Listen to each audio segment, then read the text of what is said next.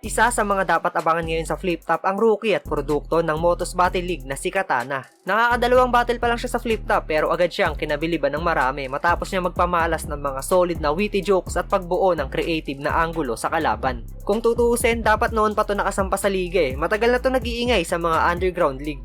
Yo, Katana, galing Las Piñas. Mag-ingay para kay Katana! Mag-ingay para kay Katana! Mag-ingay tayo lahat para kay Katana! Kakaiba yung estilo nito sa pakikipag-battle. Kalmado lang sa pagbitaw pero nagiging agresibo rin kapag pangdiin ng bara na yung ibabanat. Pero ang pinakaagaw pansin sa estilo niya ay yung mga napipili niyang anggulo sa kalaban tapos isasalin niya to sa nakakaaliw o nakakatawang linya. At hindi lang to basta komedya dahil may talino pa rin yung pagbuo niya ng bara. Kumbaga sabihin na natin na winawalang niya yung mga nakakalaban niya sa matalino pero nakakatawang linyahan. Alam nyo ba, taong simbahan to? Nasa music team, born again Christian kung di nyo kilala. Kaya hindi siya nagsusulat ng may putang ina mo at putang ina ka. Bawal bad words, tol. Nasa likod niya yung simbahan Baka mag-reflect sa kanila. Kaya ang pwede lang kay Mirage, chupa, uday, pek, at iba pa. Putang ina ka, ang bastos mo. Yung Pepe, maangas parang bulldog. Walang Gago no? Gago. Walang pinag-aralan pero yung Pepe nagbabasa. Putang. Alam mo ba? Madalas sinisilip ka ni Jesus mula sa langit para sa buhay mo kumuha ng update. Kada kabastusang lumalabas sa bibig mo, yung puso niya nadadagdagan lang ng band-aid. Alam mo sabi niya? Alam mo sabi niya kay Mama Mary, nung di niya na kaya yung heartache, si Mirage, pek na naman, kakasimba lang niya nung Sunday. Wala pang Rosmar, Tony Fowler, tsaka yung Carlos Agassi yung milk tea. 2020 pa lang, tinapos na. Pakinggan nyo, Chick Boy by Da Vinci. Ikaw ay chick boy, tinik sa chick, galing mo boy. Lahat sa'yo naiinggit, ang dami nang napahoy. Ikaw ay chick boy, tunaan ka tuloy. Kaya chick boy, pwede sa chick, pwede sa boy. Break it down yo, putang ina mo. Ilan sa mga rason kung bakit tayo gumagawa ng kanta. Minsan, gusto mo lang maglapag ng mga nagbabagang syllables, mga katagang kayang tumupi ng bakal. Minsan, tungkol sa pag-ibig, leksyon sa buhay. Gusto mo lang magbahagi ng aral o pwede din namang tungkol mismo sa sarili mo. Alam mo yun? Para sa alibalang araw, meron pa ding parte ng pagkatao mong maiiwan kahit lumisa nga na sa mundong ibabaw. Diba? Tapos kanta mo, chick boy! Ang inan to! Sige nga, paano tayo seryosohin? Nagbabars ka ng ganito. Sabi niya,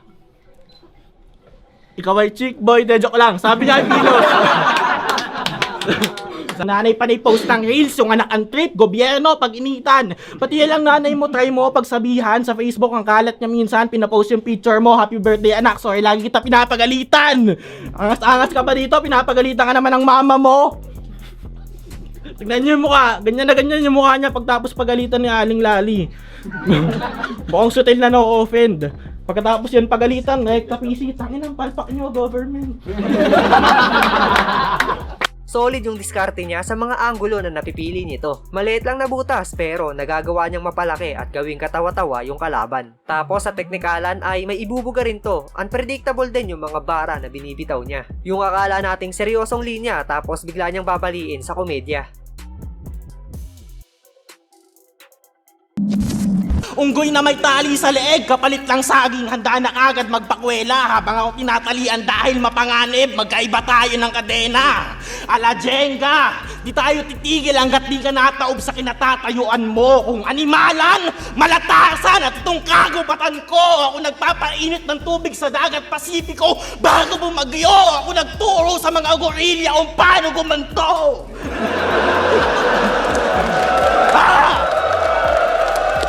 Lahat kayang gawin ang Diyos, tama? Pwes tumakbo ko na pare ko'y. Gagawin kitang dinosaur, tas maglalaro akong asteroid. Lahat kayang gawin ng Diyos, diba? Pwes magdasal ka ng maigi. Uulitin ko yung paggawa ng Earth, tas di ko lalagyan ng Cavite.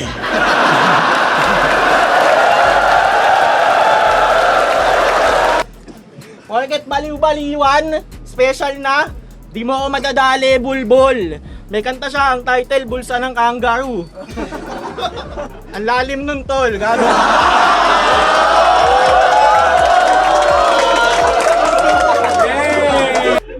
Sinasabihan niyang maasin yung mga FMC, tas ako daw mabaho. Parang babaeng in denial ang puta. Crush mo ba ako? Porkit iba yung forma ko, inaasar niyo akong pogi. Sama ka sa akin minsan sa Las Piñas nang mapulot mo lesson mo. Ganyang forma, tambay ka sa Admiral ng gabi, may tatawag sa yung pogi. Pogi, akin na cellphone mo. Paalala ko lang ha, may flip top na nung nag-grab ka at ginawa mo yan. Walang mali doon. Pero masagana na yung kultura nun, akin lang yung lilinawin. Tayo na naglalaro, nanonood, humuhusga. Yung ibang bagay, di mo na kailangan danakasin. Kami nung nagsasangla kami ng silver, pangkota sa rap contest, kahit alam na namin di kami papalain. Kasi ang iboboto ng mga agawad, yung 4 years old na contestant, walang nadidig yung hip-hop sa amin. Anong ambag? Ang ina na ito. Saan mo ilabas yung natago mong kulit? Matagal na naman nung huli ako nanuntok sa baor. Malay mo naman, gusto ko na ulit. Try mo lang, bossing.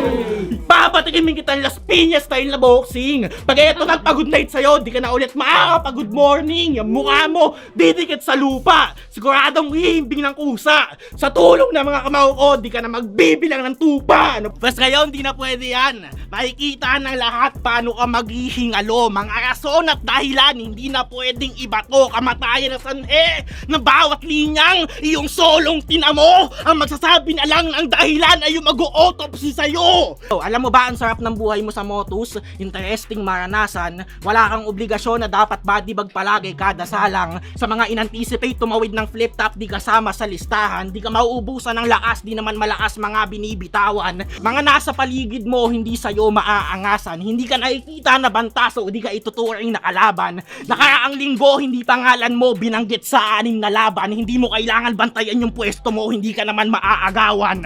Masarap din buhay ko sa Motus, hindi ko ikakailayan. Pinag-iba natin, kailangan mo ko, ikaw di kita kailangan. Mensaheng malas mo lang, pinabalik ka nga. Tinapat ka naman kaagad sa akin. Ang tanging swerte mo dito sa 3 ikot, tig 1 minuto mo lang to dadanasin. Unang taon pa lang ni Katana sa big stage, kaya asahan natin na malaki pa ang mai-improve sa pagiging battle MC nito. At pag nangyari yun, paniguradong masolidong Katana pa yung mapapanood natin sa mga susunod pa niyang laban. Abangan nyo rin yung mga content natin sa iba pang rookie ngayong taon. Suportahan natin sila mga tol, hindi na ako magugulat kung sa mga susunod pang taon ay sila naman yung iiduluhin ng karamihan. At yun, hanggang dito na lang ang ating usapan. Huwag mong kalimutang i-like yung video na to bilang suporta at mag-follow at subscribe sa ating Facebook page at YouTube channel.